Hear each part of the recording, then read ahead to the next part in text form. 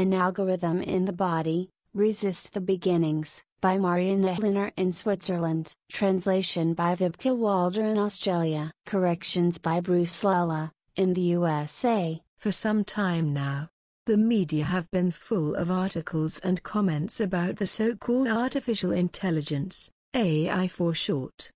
In the case of the artificial intelligence, it is about creating something that does not show human weaknesses, which therefore is, so to speak, infallible, in contrast to us inadequate human beings. If we just think about our inadequate concentration ability and endurance, our relatively slow but erratic thinking, our inexactness in carrying out work, the forgetfulness, the listlessness, the unsatisfaction, the need for sleep, the need for food, the self-willfulness, and so forth and so on.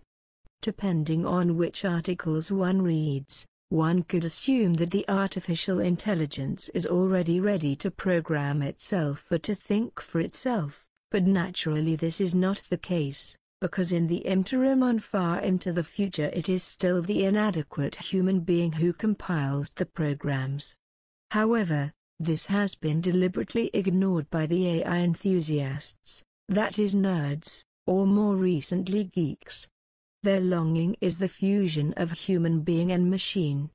The RFID-chipped ones among them have already made a start. The term algorithm belongs to AI, but what is it anyway, an algorithm? In the internet I found, among other things, a casual one-sentence explanation. An algorithm is an instruction, a recipe, etc., to solve a certain problem. First and foremost, it is the efficiency of a constantly repeating process, thus a so-called autopilot. Whoever wants to create algorithms must therefore understand very much about mathematics, computer science, and of course also neurology, since it involves mathematical formulas, which, by means of a corresponding medium, for example, a chip, are ultimately inserted in the brain or somewhere else in the body and are to do their work there. Examples of well-known algorithms are the GPS known to us, computer opponents in a chess game, Google search, traffic light controls, predictable forensics, steering of weapons, drones, missiles, etc. Intelligent power meters, smart meters, intelligent watches, smart watches, and so on and so forth. Some authors see a parallel between the human beings who indulge in digitalism and the fanatics of religions. Others draw attention to the danger of the digital weapons technology, drones, missiles, etc., as they are already being used worldwide.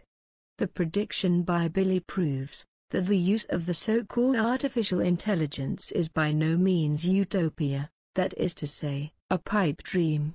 Contact 251 from 3rd of February, 1995, sentences 269 to 271 FF, Book Prophecies and Predictions, Wassermann-Zeit. Publishing House, Figu, German only. The renewed threat of war will erupt and last for about 40 years, however, whereby first, about 6 years prior, human beings will be reconstructed to machines, that is to say robots, by connecting their nervous system with the finest electronic biological apparatuses and machines and thereby steering them, which about 85 years later will lead to big problems, when, as already in the earliest times before, the scientists who have become mighty begin to play God and genetically create new breeds between human and animal, which then as half-humans declare solidarity with the robot humans. Until then, however, more than 8 decades will pass after the creation of the robot humans.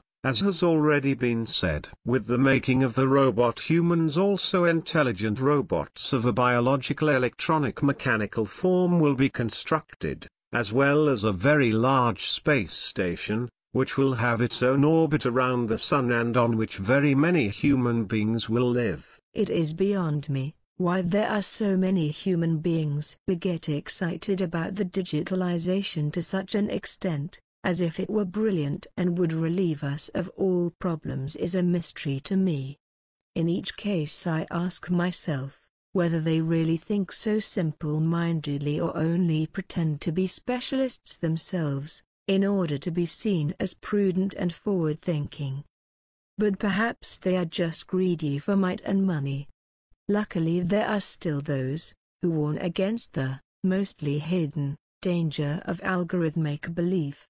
In the interim, artificial intelligence is actually not yet what the butcher, the baker and the candlestick maker seem to make of it, just because the term intelligence is found therein. Even robots that look human are not capable of their own thinking, because for that they would need a functioning human or human-like brain. The comparison with the machinations of the religions is certainly very realistic.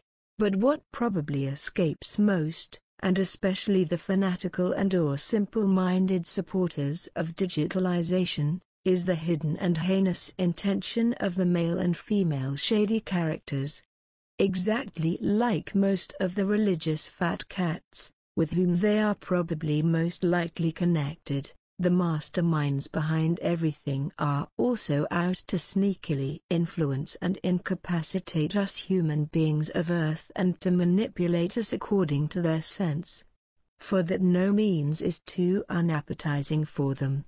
On the 1st of January, 2011, during the 512th official contact, Ta explained the following to Billy. As you wish, but it could become dangerous for you in a way. I accept that. Then I can therefore speak openly. Zayfanet Banich explained again that on Earth a religious sectarian organization cooperates with a certain secret service, in order to manipulate the human beings, according to their sense, by means of the television, the computers and the internet.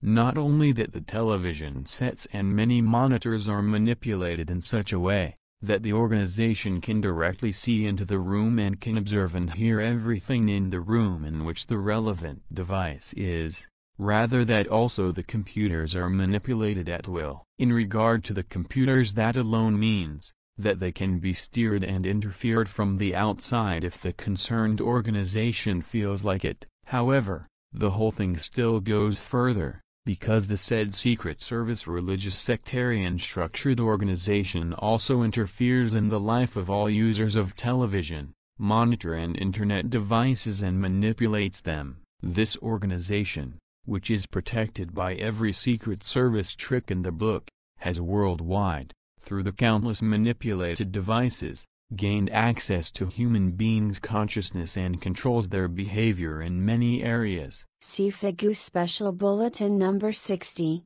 April 2011. In seemingly still free, so-called democratic countries, blue-eyed, simple-minded followers of the digital world let themselves be lulled in and get excited to be guinea pigs by means of cunning and heinous religious and sectarian practices. That is extremely inconsiderate and reckless, because thereby they slowly but surely fulfill the culmination point of the totalitarian surveillance and dehumanization of the bothersome meaningless mass of people by the elites, that is the ruling class. It most commonly promises a reward system, or at least a simplification of life, for the citizens who conform with the system, turn off their own brains and cheer for the rulers. Refuseniks must expect drastic penalties, depending on their case. Thus is planned in China, where the citizens, due to good behavior and conformity, are to receive bonus points or penalty points from the rulers. China is most certainly not the only great might with such plans. In the heads of the EU dictatorship representatives, this thought has not only been simmering for a while but has already struck roots. The future widespread use of smart meters and or smart watches in Europe, including Switzerland, and in the USA originates from the same basic thought. Unfortunately, The many freaks and other gadget fanatics make it all too easy for the mites in the background, by not only carelessly and unconcernedly spreading even their intimate data worldwide, but also by brainlessly pouncing on everything instantly that their revered gods have praised as awesome and cool. However, in any case, the intention of the scientists occupying themselves with the artificial intelligence is to create an artificial brain that can also think independently and is not only limited to the automatable intelligence of the human being. According to prophecies and predictions, this will also become reality one of these days, which will not be today or tomorrow. Contact 251 from 3rd of February, 1995. In this consequence, of course, it is inevitable that new human life forms will be discovered, extraterrestrials from which the Earth's human being will learn very much and unimaginable things, and who are much more intelligent than the human beings of Earth. Through in turn the development in all areas makes rapid progress, where through biological intelligences of an artificial form are created, which are used for the steering and handling of all apparatuses, equipment, electronics and machines, as well as flying devices and driving devices and so forth, in a form in which one does not have to fear that the biological intelligences become independent and would become a threat to the Earth's human beings, as it will become the case through the robot humans, which are then not needed anymore and therefore are quickly eradicated. Unfortunately, already millennia ago, the human beings have lost the knowledge about their creational determination of the consciousness evolution. That is the reason why they, unknowing and insecure in themselves, throw themselves believingly at the feet anyone who promises everything under the sun for their devout following. If the happenings are viewed and considered, the origins of which for the greatest part are to be found in the Earth humans' massively overflowing overpopulation, for example the total exploitation of nature, the terrible environmental catastrophes, the refugee floods, the horrendous environmental pollution, the gruesome destructions and bestial wars, the terror getting totally out of the control of the good human nature, the hatred of strangers, races and religions, the gnawing hunger, and the unbearable thirst, the crass declining feeling for others among the human beings, the lovelessness, the ruthless greed for wealth, the emotional and psychopathic paranoid behavior, the consciousness-based simple-mindedness and narrow-mindedness, the extreme brutality, the unreal religious sectarian fanaticism, the abhorrent physical and psychical acts of Jevelet, the unconcernedness, as well as consciencelessness and irresponsibility, and so on and so forth, then it is easy to ascertain that the Earth's human being is grossly underdeveloped in terms of consciousness. And what would be more obvious than complementing this underdeveloped human being with a few artificial building blocks and thereby making him/her to an alleged superhuman, a cyborg? The term stems from the English language, consisting of the terms cybernetic and organism, in German cybernetics, the science of steering, and organism. Fans of the science fiction series Star Trek will surely remember the alien mite called Borg. Nobody, neither the religious ones nor the scientists, seems to ask himself/herself the question, what is actually a right, truthful and fair human being? How does such a human being behave? See also Goblet of the Truth by Billy, Section 28. Sentences 93 to 95. A quite simple, global answer to this question could sound like this. A true human being is one who lives according to the creational laws and recommendations and uses her consciousness in a creational wise for the personal evolution and that of her fellow human beings. A true human being is, however, also a fair human being, Wherefore Billy's answer to the reader's question, When can a human being be called a fair one? Shall be inserted here. Traditionally, the answer comprises 33 points, which can be extended as desired, depending on intellect and rationality. 1. A human being can be called a fair one, if he or she fulfills all of her duties worthy of a human being. 2. If he or she logically follows/realizes/fulfills, practices the peace and also lives it. 3. If he or she generously grants the human beings freedom in every regard. 4. If he or she rejects all that is evil, all that is wrong, all that is unfair and bad, all that is dishonest. 5. If he or she consciously avoids all damage against fellow human beings, the systems of nature and the fauna and flora. 6. If he or she loves and logically follows/realizes/fulfills/practices all things that are good and positive. 7. If he or she lives and grows in true love, and always develops further in this regard. 8. If he or she leads her life in ample righteousness. 9. If he or she is free of personal ungood, negative and damaging intentions and interests. 10. If her conscience is pure all around. 11. If he or she logically follows/realizes/fulfills/practices the love for the next one, the fellow human being, and the love for nature and its fauna and flora. 12. If he or she logically follows/realizes/fulfills, practices a clear and clean conscience. 13. If he or she has not fallen for an addictive attachment to the material wealth. 14. If he or she logically follows/realizes/fulfills, practices the correct state and cleanliness in all things. 15. If he or she lives in a good wise according to the creational laws and recommendations. 16. If he or she uses her consciousness in a creational wise for her personal evolution. 17. If he or she is honorable and dignified in her reflecting, striving and acting and lives these values in this wise. 8. If he or she avoids all destruction of the nature and its fauna and flora. 19. If he or she helps the fellow human beings, the nature and its fauna and flora in every possible regard. 20. If he or she consciously logically follows/realizes/fulfills/practices the virtues and lives them out in every thinkable situation.